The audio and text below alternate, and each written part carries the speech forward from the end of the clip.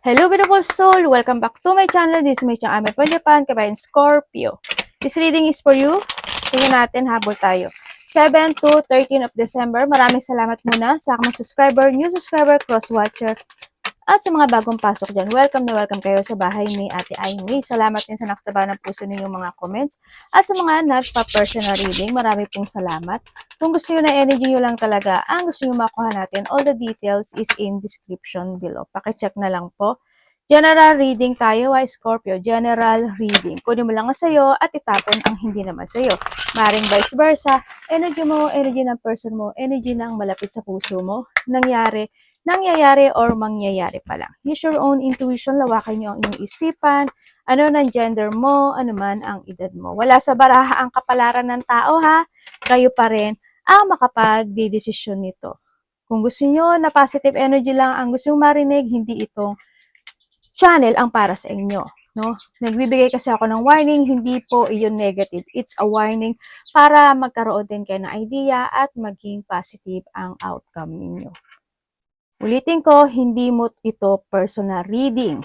Ulitin ko ha, energy reading tayo. Uy, magkakaroon ng malaking pagbabago sa iyong kaperahan, no, sa nakikita ko dito, kasi maaring meron kang isang sitwasyon na naiisip or maiisip na desisyonan at fokusan. Maybe there's a project na situation ka na naiisip or idea. This is the time to pursue. Yung maaring iba dito is medyo nalilito or medyo nagkakaroon ng mga pag-iisip, no, na hindi alam paano gagawin. Pwedeng ganun, no, sa iba sa inyo. Nandun ka sa sitwasyon na may nagkakaroon ka ng mga idea and want to take it action itong sitwasyon na to. Maaaring magkakaroon din kayo ng mga dealing or want to deal or magkakaroon ng mga partnership situation, may mga collaboration ako na nakikita sa'yo, and nahandoon yung situation na maaring or you need need mo rin itong panindigan. Si iba sa inyo is magiging busy rin kayo kasi yan, may mga busy situation. Meron din ako nakikita na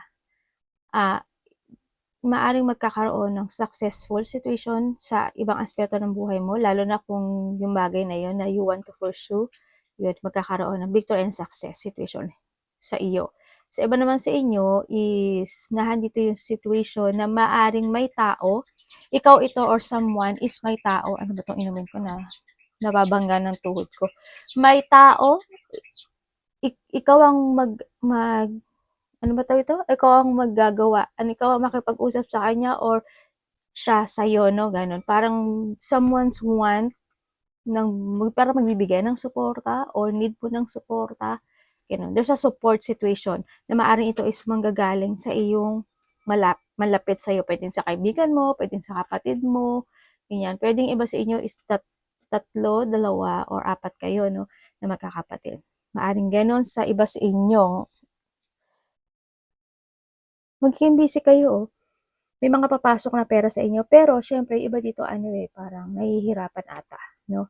May mga unexpected of flow of emotion ka, may maaring nahadon ka sa sitwasyon mo na may mga nararamdaman kang lungkot, ganyan, kasi may mga manifestation ka na gusto mong gawin, pero hindi mo magawa, ganyan, kasi, o hindi mo madesisyonan, hindi mo mafokusan, o hindi ka makapagpasya, kasi nga, siguro nga is medyo nahihirapan ka. No? May mga unhappy situation ako na nakita. Maaring iba sa inyo, you feeling hopeless in that situation. Yun. Maaring iba sa inyo is nawawalan kayo ng pag-asa or there's a loss situation. Yan. Nagkakaroon ng mga emotional pain situation sa ibang aspeto ng buhay mo. Pero alam mo kung ano man yung pag-iisip mo, kasi nandito ka sa sitwasyon mo na may mga sinisiyasat ka, ganyan, may mga naghahanap ka ng katotohanan, dapat bang ganito, dapat ba gano'n, anong dapat gawin, anong solusyon, ganyan. Nandun ka sa point na yun, nag-isolate ka rin sa sarili mo. And nandun ka sa point na parang urong-sulong din yung actions mo, may mga ganong part. Yan, may mga sitwasyon na pinag-iisipan mo at pinagmumuni-munihan. Meron kang 13, 17, 4, 32, and 24. Pisces, Leo, Sagittarius, and Cancer.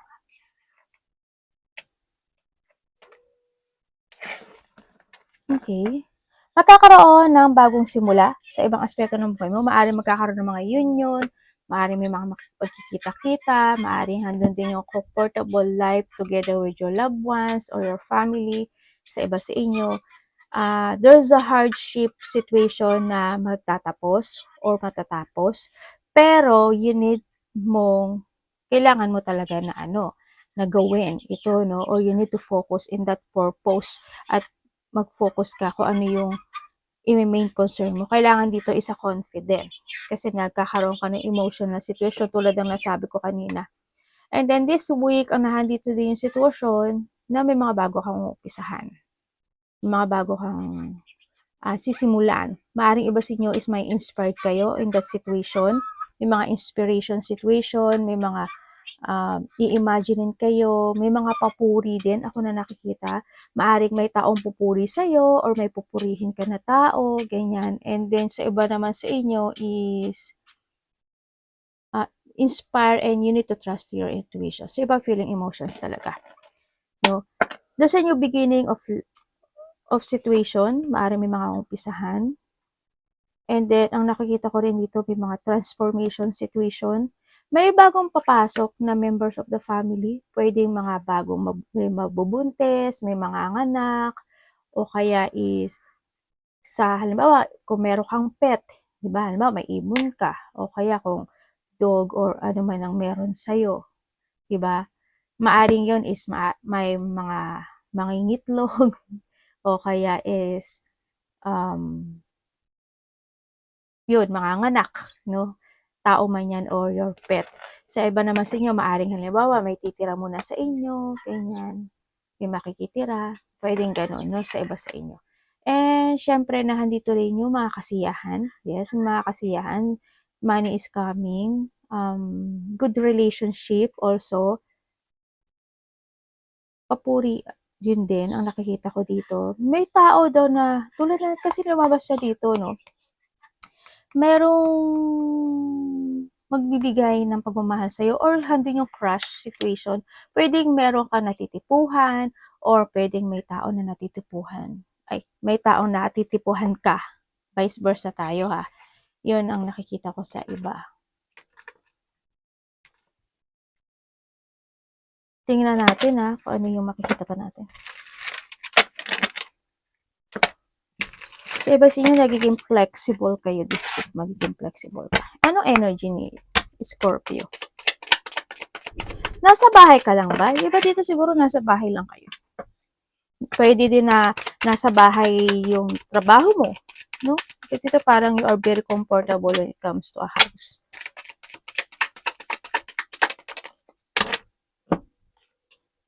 Ay, devil.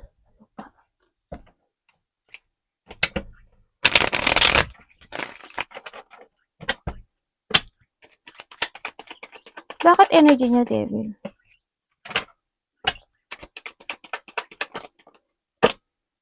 Okay. Okay. Energy mo this week, ang nakikita ko sa'yo dito, marami kang naiisip na bagay. Ganyan. Nahandito yung situation mo din na maaring nagiging pasaway ka. Ganyan. Nagiging pasaway ka in your part. Siguro may mga medyo hindi mo naalagaan maigi yung iyong sarili. Pwedeng ganon sa iba sa inyo. Siguro kung ano-ano yung kinakain mo, kung ano yung iniinom mo. Hindi ka nakapag-focus sa sarili mo. Kumbaga, you have a blockage. Pwede rin naman din na meron kang mga bad habit. Diba? Halimbawa, hindi, kung may sakit ka, hindi ka nagme-maintenance ka man, pero nagpapasaway ka. Diba, sa mga iniinom o kinakain mo, pwedeng ganon. And then, yung energy din na nakukuha ko dito is medyo stagnant ito. Makakaramdam ka ng pagod this week or pagod ka. Hindi ko alam kung may sakit ka ba or pagod ka lang o medyo sinisipon ka ba, inuubo ka ba, masama ba yung pakiramdam mo, masakit ba yung throat mo, ganyan, minamalat ka ba, yan, yun ang nakikita ko sa'yo dito. Medyo kung may mga bad habit ka or may mga, kasi may blockage ka dito no? Yun. Yun na nakita ko energy sa'yo. And then also, sa iba naman sa inyo, is meron kayo mga gustong i-move forward. Pero, you're trapped and stagnant ito. Kumbaga, meron kang idea, meron kang may mga new opportunities ka na naiisip or mga new idea pero hindi mo magawa. Ganyan. Kasi may blockage. Ano ang parating sa kanya? Pwede rin na sa iba dito, no? Kasi may babae. Hindi ko alam kung sino yung babae. Pwedeng may isang babae sa buhay mo or kakilala mo itong babae na to, makakapagbigay sa sayo ng painful. Maaring may mga hindi siya magandang sasabihin sa'yo o kaya masasakit na salita or maybe ikaw ito sa kanya. Ganon. Yun ang nakikita ko. Pwedeng hindi pagkakasundo, pwedeng ganon. Kung sino man siya. Tingnan natin, parating kay Scorpio. Vice versa, baka ikaw yan. Parating kay Scorpio. Malaki man o maliit yung hindi pagkakasundo na yun.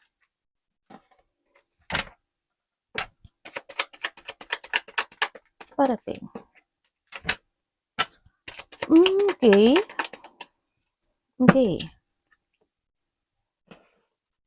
Queen of Wands, Four of Wands to Okay, parating sa'yo is, there's a new project situation happen or nahadun ka sa point na meron kang gagawin na isang achievement or project or aaksyonan na ikaka-success mo. Maybe you have a goal, parang ganun, parang meron kang bubuuin na isang sitwasyon and it will success. Sa nakita ko to dito. Pero ang nakikita ko kasi dito, may taong tutulong sa'yo. Or maybe you are thinking about something, sino tutulong sa akin, ganyan-ganyan, sasabihin ko ba, ganyan-ganyan. Hando sa point na yun. Pero when ikaw sa pagtulong, is may taong tutulong sa'yo or either ikaw ang hihingi ng tulong. Basta may pagtulong. Ikaw ang tutulong or may magbibigay ng tulong. Yun ang nakita ko. Also, parating din sa'yo is magkakaroon ka ng pakikipag-usap sa isang tao na mas bata sa'yo na ito is related to a money. Yun ang nakikita ko. Sa iba naman sa inyo, pwedeng kapatid mo, ganyan. Basta mas bata siya sa'yo. Sa iba naman sa inyo is magkakaroon ng mga getting together. Ganyan. May mga getting together, may mga celebration, malaki man o maliit yan. Ganyan. Maaring halimbawa, yung pamilya mo, pero halimbawa, nasa ibang bansa ka, pero yung pamilya mo, may mga isi-celebrate sila. Ganon. Yun, magiging maganda siya. May mga celebration o may mga parties, event, ganyan nakikita ko dito. And siguro sa iba dito, if that project is nangyari after a 4 weeks, is there's a achievement of goal, success. Ako na, kasi may success, prosperity, stability coming din sa iyo, no? Dito sa iba sa inyo. And then also, sa iba sa inyo is you will enjoy the fruit of your labor within a 4 days man yan or weeks, ganyan ang nakikita ko sa iyo. Diba sa inyo man? So, pero ang sabi ko dito kasi is kung ano man yung project na yun, gawin mo siya. Yun ang parating sa iyo. Happiness, joy, fun, getting together. May coming home, hindi ko alam kung sino, may babalik, may gustong bumalik, or may gusto makipag-getting together sa'yo. Pwedeng yung dati makarelasyon, pwedeng a part of the family, ganyan, pwedeng galing ibang bansa, galing probinsya, galing kalapit baryo, or ikaw ito pupunta doon, vice versa. Meron sa iba dito, maaari may mga pag-uusapan kayo related to kasal, o may mga pupuntahan kayo na wedding. Ano ang dapat iwasan ni Scorpio? Merong iba sa inyo may ililid ka? Parang meron kang ililid na isang, hindi ko alam kung group yun eh. Pero may parang maililid ka na isang sitwasyon in life. Ay, anak, may pupo dyan ah. Dapat iwasan. Dapat niyang iwasan. Okay.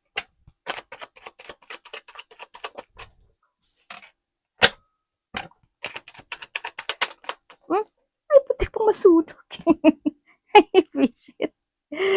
Galileo. Ate kasi arte-arte eh, no? Okay, hindi ko muna sasabihin yung dapat iwasan, ha? Ang nakikita ko dito,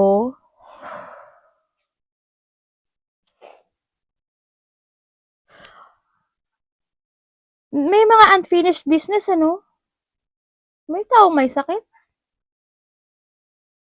May tao dito. May tao na hindi ko alam kung magpapadoktor siya or magpapa-check up or mako-confine or mapaparalyze. Parang ganun. Parang either there's a doctor and may doktor kasi ako nakikita.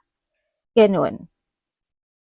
Yung pwedeng maintenance, ganyan. Yun ang nakikita ko dito. And then also, medyo may mga frustration ka talaga, no? Sa nakikita ko dito. May mga frustration, kaya medyo may nagkakaroon ka ng delay situation in your part. Yan, may mga sitwasyon na nai-stuck.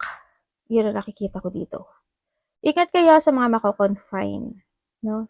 Yan, parang may nakikita ko mako-confine kasi. Or need. Tanong-tanongin mo rin yung mga nasa paligid mo. Okay, ingat na lang di kayo sa likod. Pwedeng iba dito, may mga sakit sa likod, mananakit ang likod, or alam mo, natutulog ka, masakit na sa likod mo, o kaya batok mo, o kaya balikat mo, ganyan. Baka may mga mananakit sa iyo. When it comes sa dapat mong iwasan mo syempre yung mas stuck ka in your situation. Kailangan mo rin kasing lumaya o you need to release yourself in a situation na hindi nagiging maganda, na napo-frustrate ka, no? Handun din yung kung pwede namang gawin na ngayon, bakit pa bukas, bakit pa ipapaliban, ganyan ang sinasabi dito Iwasan mo yung gumawa ng isang situation or mag-isip ng isang sitwasyon ng walang kabuluhan. Kasi pagod lang din sa'yo. No? Tandaan mo palagi na the choices is always available is in yours. Ikaw pa rin talaga ang mag-aano nito. This is the time to start a new horizon in life. Ito na yung nakikita ko na kinakailangan mo na rin. This is the time to invest or this is the time na kailangan mo mag-focus to plant something into your life. Ganyan. Baka may mga, tulad ng sabi ko kanina, di ba? Parang may mga new idea ka na naiisip. Gawin mo siya. Kasi it's your manifestation and desire, di ba? And this is the time na yun. Kailangan mo na talagang mag-action. Big sabihin, try to analyze, magkaroon ka ng mga new strategy or this is time to progress yung sitwasyon na yun. And you will be success. Iba dito parang naghihintay kayo eh. Medyo nai-stuck and ang dami tumatakbo sa isipan nyo. Ganyan. Nagkakaroon ng dissatisfaction on and off and maybe you're waiting for a sign. Pwedeng ganun. Basta iwasan mo na hindi ka makapagplano na maigi, iwasan mo yung mga taong may bad intention sa'yo or ikaw thinking about a bad intention with someone, iwasan mo yung mga tao na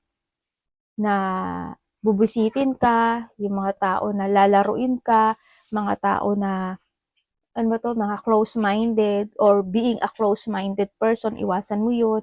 Pag-aalboroto, magkaroon ng mga mental distress, mag-isip ka ng kabiguan, iwasan mo rin yun.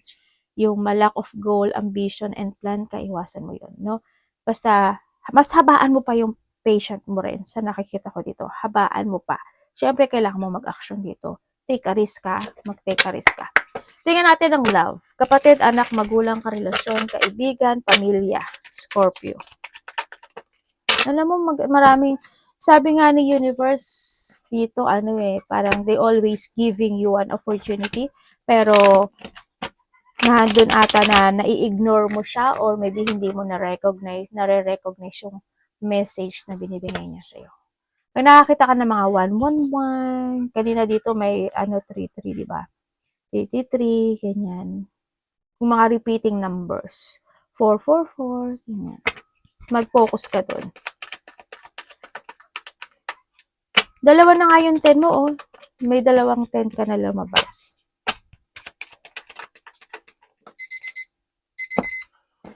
When it comes sa love, dadaan mo love ha, kapatid, anak, magulang, karelasyon, kaibigan, pamilya, kung sino man siya. Iba dito, ano to eh. Yung iba dito, family, kasi andito si family.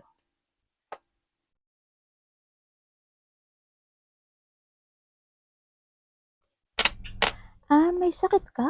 Or may sakit sa mahal sa buhay mo? May taong may sakit? A part of the family or relationship? Or maybe this is you. May taong may sakit. Ako nakikita dito. Sakit sa dugo? Sakit sa bato? Bladder? Cancer? Puso? O ba't ng dibdib? Parang nandun sa point na yun. Well, kung ano man siya,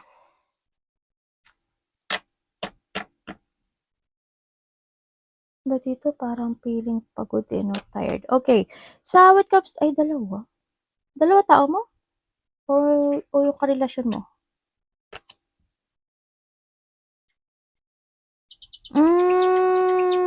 Okay, kung kayo is single.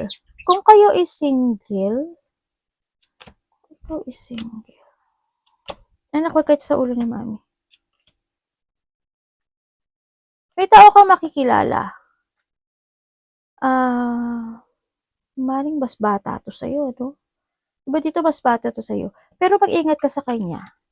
Kasi baka mapasok ka sa third party or iba yung maging pakay niya sa'yo. No? Hindi totally love. I need you lang. Yun. Pero mag-itasa sa'yo pa rin yan. Pero you need to trust to your intuition kasi nandito yung pangloloko. Nag-sneaky kasi nakikita ko sa kanya. And kung kayo naman is magkahiwalay nitong tao na to, kung kayo is magkahiwalay nitong tao nito, kung titingnan ko dito, vice versa ha. Yung isa sa inyo, nagbigay talaga ng effort in this relationship. Kumbaga, try niya iayos, try niyang gawin lahat to develop yung relationship. Ando na lang yung sitwasyon na palagi na lang nagkakamali yung isa sa inyo. They always say sorry. Maari naging matagal na rin kayo nito. Tapos, maaring hando sa point na dumating na nagkahiwala kayo. Pero ang nakikita, may pamilya to ata to eh. Maybe this is you, may pamilya. Or may karelasyon. May pagbabalik ako nakikita dito. Maaring babalik itong tao na to. Yun. May hardship na nangyayari sa kanya. Medyo wala ata tong pera or kung wala man siyang pera or there's a hardship na pinagdadaanan itong tao na to. They want support, ang sabi niya dito. And dun, medyo hindi maganda yung energy nitong tao na to kasi medyo ano siya, kahit na nagkakaroon rin kasi siya ng interest with someone. Alam mo yun? Hindi lang ikaw. Kaya maaari na handun na rin yung point na nagkaroon kayo ng paghiwalayan. Pero kung babalik ito, mag-ingat ka na lang sa kanya. No? Kung kayo naman is in relationship, merong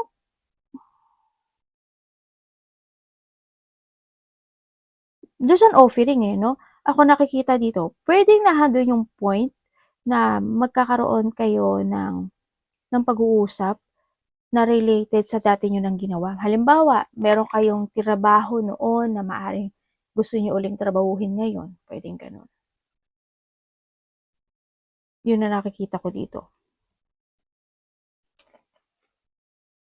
Nagbibigay ka naman ng effort or siya sa'yo, no? Maaaring iba sa inyo, matagal na rin kayo. Hoping ano, kasi dito sa nakikita ko, isa sa inyo palagi nagkakamali. They always feel sorry or hindi man siya nagsasabi ng sorry, maaring paparamdam niya or tas gagawin niya uli. Pero medyo sneaky kasi yung nakikita kong energy niya dito. Iba dito iniwan sa ere, no? Medyo siguro na dito sa point na minsan okay, minsan hindi. When it comes to a relationship. Either ikaw ang may nararamdamang sadness or siya ay may nararamdamang sadness or ikaw maari or in this relationship maaring nagkakaroon ng sometimes you feel alone, you feeling abandoned, you feeling ignored, pwedeng ganun ano sa iba sa inyo. Yung isa talaga dito is they always give a support when it comes in this relationship. May bata yung mas bata sa'yo, yung karelasyon mo? Kasi bata yung nakikita ko dito eh. Yun. Sana wala siyang iba, no? Kasi may pagtataksil. Kung may mga third party dito, ingat ka na lang. Kung sa tingin mo wala naman, kasi marami kayo energy. Tingnan natin money.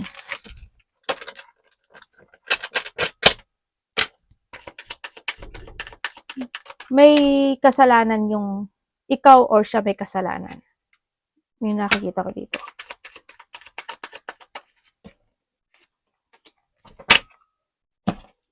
Kasi may pagsisinungaling.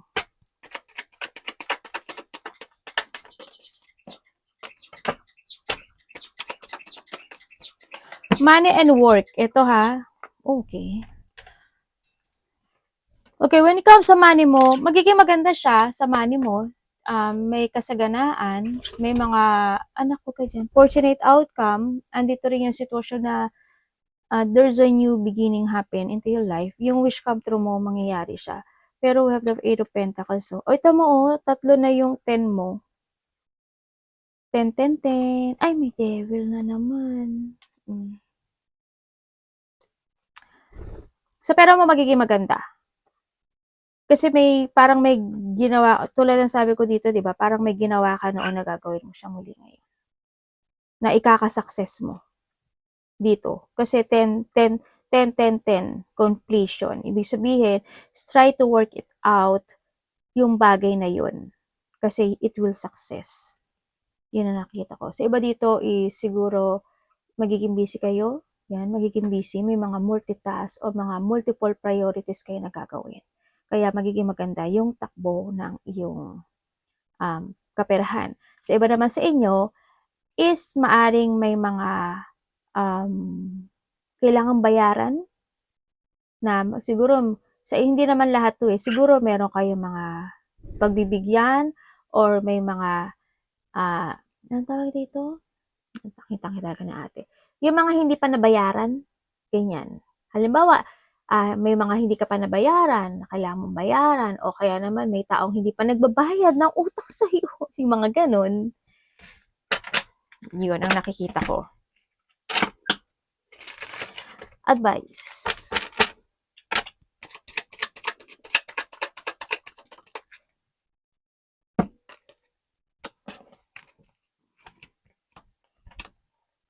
May taong nag-iisip na gusto kang bumaksak or hindi ka mag-success, or maybe this is you're thinking about something na kaya ko ba, magagawa ko ba, magsasucess ba, ano dapat kong gawin, ganyan. May mga ikabibigla, ikakashock o ikakagulat ka na isang sitwasyon na ito is kasi there's a victory and success happen in life eh. Yun na nakikita ko sa'yo dito. Pero bakit kaya may mga tao na you feeling burden, struggle, and may mga tao? May tao or may mga tao na nag-iisip sa pagbaksak mo or hindi pag-success mo sa buhay?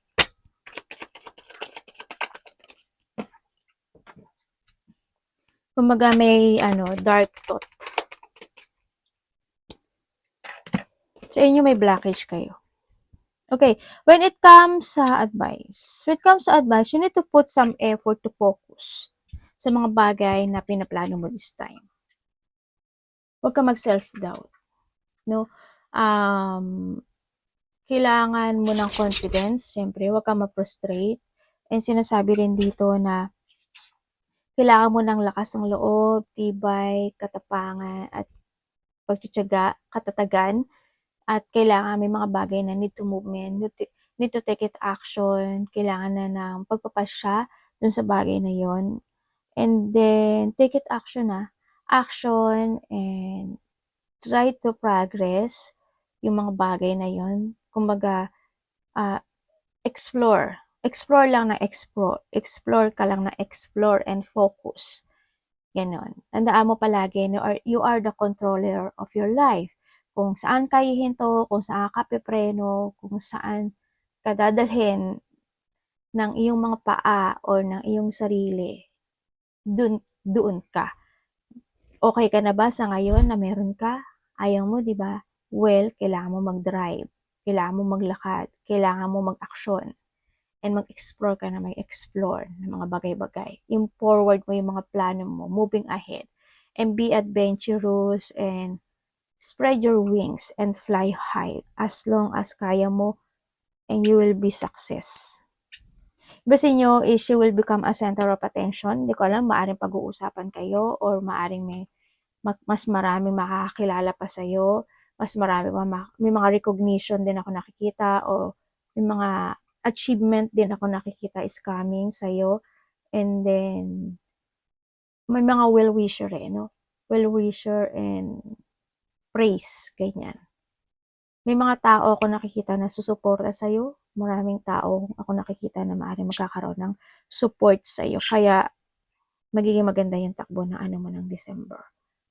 Pero wag ka maging ganito, ha? I-ano mo tong payong. Victory and success yan. Arigato namaste, God bless.